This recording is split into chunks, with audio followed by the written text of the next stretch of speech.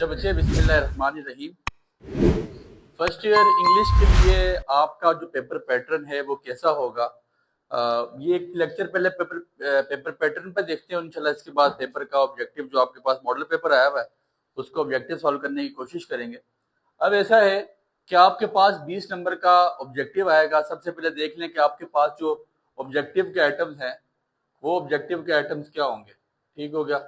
ये तकरीबन आपके पास 20 नंबर का ऑब्जेक्टिव आएगा। इस ऑब्जेक्टिव में ये याद रखिएगा, पार्ट्स ऑफ स्पीच कम से कम 6 से 7 नंबर के आपके पास पार्ट्स ऑफ स्पीच आएंगे। फिर एक आपके पास कंडीशनल सेंटेंस में से जुमला ऑब्जेक्टिव में पूछेगा। कंडीशनल सेंटेंस ये 1 नंबर का आएगा। फिर इसके बाद आपके पास फिगर्स ऑफ स्पीच आएंगे। तीसरी चीज आपके पास होगी फिगर्स ऑफ स्पीच। ये तकरीबन 3 से 4 होंगे, तो मैंने इस पे 4 लिख दिया है। इसमें थोड़ी बहुत फ्लक्चुएशन हो सकती है। फिर इसके बाद आपके पास पोइम्स के जो पोइट के नाम है, पोइम्स के तकरीबन एक आएगा। किसी एक पोइम का बोलेगा कि इसके पोइट का आप नाम बता दें। इससे ज्यादा इंशाल्लाह वो नहीं होगा। फिर इसके बाद आपके पास सिनोनिम्स आएंगे। सिनोनिम्स बहुत ज्यादा तो नहीं होंगे, तकरीबन 2 से 3 होने के चांसेस हैं इंशाल्लाह। इससे ज्यादा सिनोनिम्स आपके पास नहीं होंगे। ठीक हो गया। फिर इसके बाद करेक्ट स्पेलिंग, एक आपके पास करेक्ट स्पेलिंग में से आएगा इंशाल्लाह, कि वो आपको एक स्पेलिंग देगा। मतलब तकरीबन 4 आपके पास स्पेल्स आएंगे जिनमें 3 स्पेल्स गलत होंगे, एक ठीक होगा। तो आपने करेक्ट स्पेलिंग ढूंढना है, आपने उसको लिखना है। तकरीबन एक आपके पास करेक्ट स्पेलिंग आएगा। फिर इसके बाद आपके पास फैक्ट सेंटेंसेस, ये हमने पिछले साल भी पढ़े थे। ठीक है, तकरीबन एक इस तरह का ऑब्जेक्टिव हो गए। इसके बाद साइलेंट लेटर, ये सेकंड ईयर को भी आया है। जैसे लाइक निमोनिया, थम, इस तरह के सेंटेंसेस हैं, उसमें से साइलेंट लेटर आपने फाइंड आउट करना होता है इस तरह के वर्ड में से। फिर इसके बाद टाइप्स ऑफ वर्ब, इसका हमारा लेक्चर भी लगा है।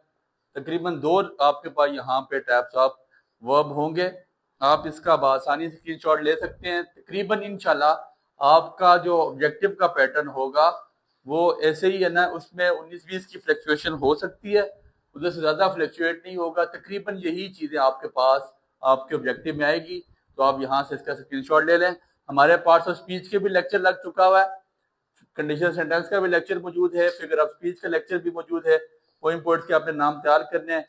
ये आपके पास करेक्ट स्पेलिंग का करेक्ट स्पेल लिख लें।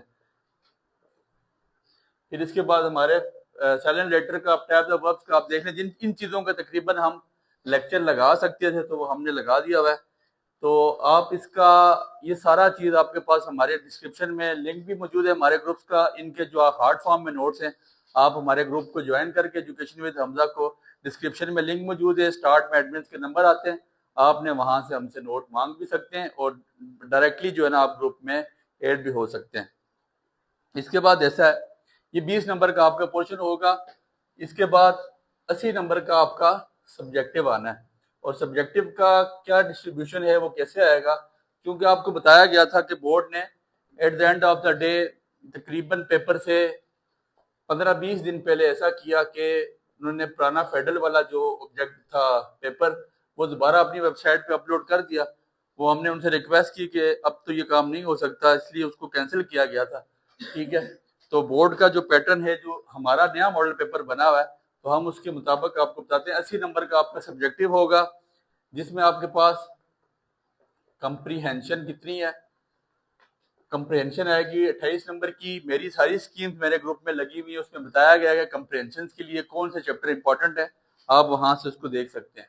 ये 28 नंबर की कंप्रहेंशन होगी। फिर इसके बाद आपके पास पोइम के क्वेश्चन आंसर भी होंगे। फेडरल में 2 पोएम्स आती हैं मुख्तलिफ, उनकी आपने पैराफ्रेजिंग करनी होती है, क्वेश्चन आंसर करने होते हैं। लेकिन हमारा यहाँ पे पोएम के क्वेश्चन आंसर के साथ आर होगा, और साथ इंशाल्लाह हमारी यहाँ पे समरी होगी। और वो समरी कितने नंबर की आएगी, 6 नंबर की। फिर इसके बाद आपका जो एक प्ले है 14 प्ले के या तो ऊपर एलिमेंट्स पूछेगा और उसके साथ और होगा करेक्टर्स आएंगे इंशाल्लाह, ठीक है।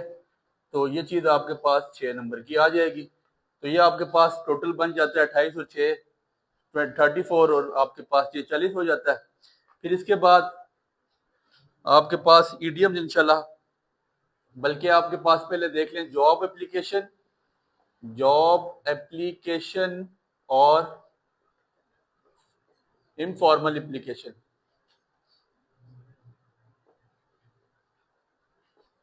इन दोनों एप्लीकेशन में इंशाल्लाह आपके पास चॉइस होगी और ये 8 नंबर की होंगी, ठीक है। जॉब एप्लीकेशन या आपने इनफॉर्मल एप्लीकेशन लिखनी है। फिर इसके बाद ईडियम्स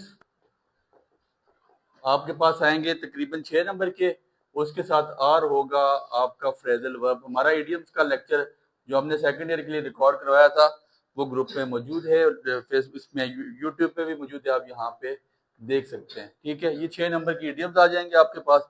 फिर narration, direct indirect, most important इनमें आपके पास चॉइस नहीं होने लगी। पैराग्राफ भी नरेशन करवाएगा और साथ और दे के आपके पास 6 जुमले दे देगा, उसकी नरेशन आपको ये करवा देगा, ठीक है। ये आपके पास नरेशन इंशाल्लाह आएंगी। फिर इसके बाद पंक्चुएशन है, 4 नंबर की पंक्चुएशन का लेक्चर हम अपलोड कर चुके हैं, उस लेक्चर को लाजमी देखें, सीखें, मोस्ट इम्पोर्टेंट है। 8वें नंबर पे आपके पास रिपोर्ट होगी और रिपोर्ट के साथ और होगा इंशाल्लाह, और उसमें आपके पास फॉर्मल लेटर आएगा। रिपोर्ट और फॉर्मल लेटर में आपके पास चॉइस होगी। तो लेटर भी लगा हुआ है, रिपोर्ट का पैटर्न भी मैंने लगाया हुआ है, फॉर्मल लेटर का पैटर्न भी लग चुका हुआ है। तो आपको यही रिकमेंड किया जाता है कि आप फॉर्मल लेटर लिखें, रिपोर्ट की तरफ ना जाएं तो ज़्यादा बेहतर है। ये आपके पास 8 सवाल होगी। और 9वां क्वेश्चन जो आपके पास होगा, क्वेश्चन नंबर 9, वो आपके पास चॉइस होगी पैराग्राफ चैप्टर का आएगा, उसकी आपने ट्रांसलेशन करनी होगी, ट्रांसलेट इनटू उर्दू, और साथ उसके आपके पास एक पैराग्राफ आएगा जिसमें कोई पैराग्राफ आ सकता है, विलेज लाइफ पे आ सकता है, सिटी लाइफ पे आ सकता है। फिर इसके अलावा कोई भी छोटा ऐसा टॉपिक जिस पे पैराग्राफ राइटिंग आपको लिखने को दी जा सकती है। तो आपको रिकमेंडेड यही है कि आप चैप्टर्स की ट्रांसलेशन की तरफ जाएं। इन तमाम चीज़ों में आपके पास मेजॉरिटी चीज़ों के हमारे लेक्चर्स लग चुके हैं। अब ऐसा है कि ये सब्जेक्टिव का कंप्रेंशन आपके पास है, ये कंप्रेंशन में ऑलरेडी सॉल्व करवा चुका हूँ, सेकंड ईयर में भी इसमें पूरा एक पूरा लेक्चर लगा हुआ है। 28 नंबर का मतलब आप देखें कि पेपर का चौथा हिस्सा है तकरीबन, तो ये आपको क्लियर होगा तो तब आप जाके आप कह सकते हैं कि आपका पेपर अच्छा हुआ है। जिन लोगों को कंप्रेंशन करने नहीं आती है वो लोग पेपर बआसानी नहीं कर सकेंगे, इसलिए मैं बता रहा हूँ ये बहुत आसान नंबर भी और बहुत डिफिकल्ट नंबर भी हैं। तो इन नंबर को गेन करें, कंप्रेंशन को बहुत अच्छी तरह पहले समझें, सीखें, फिर उसके बाद कहीं से भी पैराग्राफ आ जाए वो आप कर सकते हैं। मैंने इंपॉर्टेंट चैप्टर लिखे हुए, मेरी वहाँ पे स्कीम लगी हुई है, आप डिस्क्रिप्शन में जाके उसमें ग्रुप से आप उठा सकते हैं, ठीक हो गया। पोइम की आपने समरी करें, कोशिश करें कि आप समरी की तरफ जाएं, वो ज़्यादा ईजी है और ज़्यादा बेहतर है। फिर यहाँ से आप कैरेक्टर्स की तरफ जाएं, मैंने 4 कैरेक्टर्स ऑलरेडी उसके नोट्स बना के ग्रुप में डाल दिए गए हैं, तो 4 कैरेक्टर्स इंशाल्लाह ज़्यादा की तरफ वो नहीं जाएगा। यहाँ से जॉब एप्लीकेशन का लेक्चर ऑलरेडी अपलोडेड है, और जॉब एप्लीकेशन आपको all in one job application, एक ही जॉब एप्लीकेशन लिखवाई है, जो मर्जी आए आपने उसी जॉब एप्लीकेशन लिखना है। और चांसेस यही है कि आपको फॉर टीचर पोस्ट आएगी, क्योंकि आपने जॉब एप्लीकेशन लिखनी है टीचर की पोस्ट के लिए, तो उससे ज़्यादा चीज़ें फ्लक्चुएट नहीं होंगी। इसके बाद यहाँ से इडियम्स और फ्रेजल वर्ब के दोनों, इडियम फ्रेजल वर्ब का लेक्चर इंशाल्लाह आजकल में आ रहा है, इडियम का रेडी लग चुका है, जो तो आपके पास ऑप्शन है कि आप जो मर्जी करें, नरेशन लाजमी करें। इसके 3 लेक्चर हमारे अपलोडेड हैं, पंक्चुएशन का लेक्चर अपलोडेड है, यहाँ से फॉर्मल लेटर का भी लेक्चर अपलोड हुआ है, और रिपोर्ट का लेक्चर भी अपलोड है। ट्रांसलेशन के लिए इंपॉर्टेंट चैप्टर्स और पैराग्राफ इंपॉर्टेंट भी वहाँ पे लिखे हुए स्कीम में, लेकिन ट्रांसलेशन के लिए इंपॉर्टेंट चैप्टर भी आपके पास आपको वहाँ पे मैंने स्कीम में लिखे हुए हैं। इसलिए आपने कोशिश करनी है कि जो है जो चीज़ें स्कीम में मौजूद हैं आप उनको तैयार करें। मेरे अल्लाह ने चाहा इंशाल्लाह पेपर आपका तकरीबन 100% यहाँ से ही कवर अप होगा। दुआ में याद रखें, इसका स्क्रीनशॉट ले लें। बहुत शुक्रिया।